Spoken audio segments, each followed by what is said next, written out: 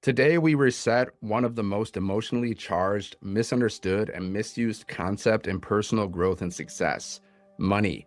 Not how to make it, not how to invest it, not how to scale it, but how you relate to it. Because your relationship with money determines how much of it you allow into your life, how long you keep it, and what you do with it once it arrives. Most people don't have a money problem, they have a meaning problem. Money has been turned into a measure of worth, a source of fear, a trigger for guilt, or a symbol of survival. And when money carries emotional weight, it can't flow freely. It becomes something you chase, resist, sabotage, or cling to. Today, we neutralize that charge. Money is not good or bad. Money is not moral or immoral. Money is not power, and it is not evil. Money is a tool, just like a hammer. In the hands of someone unconscious, it can cause damage. In the hands of someone conscious, it can build extraordinary things.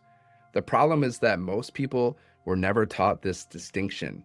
They were taught to see money as security, approval, identity, or status. So when they don't have it, they feel unsafe or unworthy. And when they do have it, they feel pressure, fear, or guilt. That emotional distortion is what caps income and creates internal conflict around success. Let's be clear, money does not define you. Money reflects decisions, value exchange, and leverage. That's it.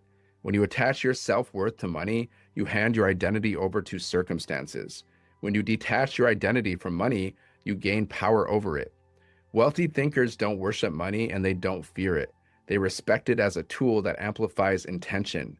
Money magnifies who you already are. If you're generous, money makes you more generous. If you're fearful, money magnifies fear. That's why money doesn't change people, it reveals them.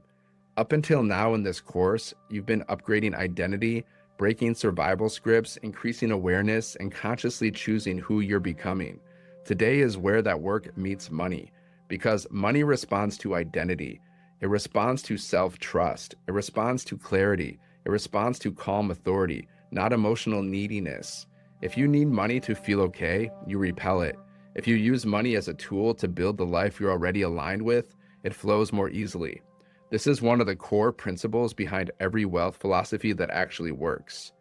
Think about this honestly.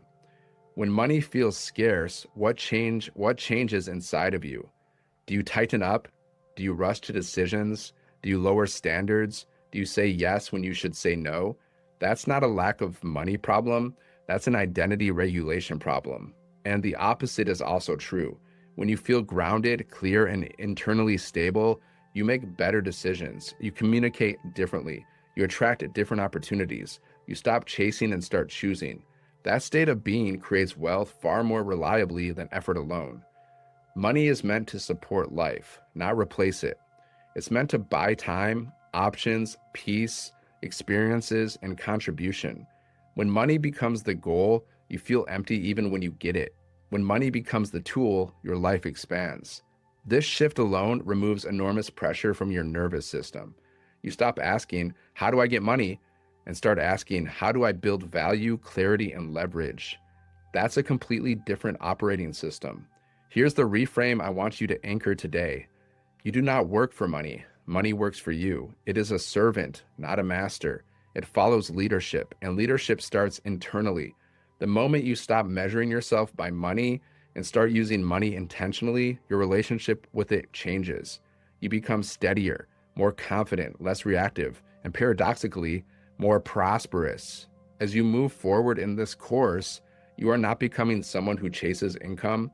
You are becoming someone who creates value, solves problems, and uses money as a tool to design your life on your terms. That identity shift is subtle, but is powerful.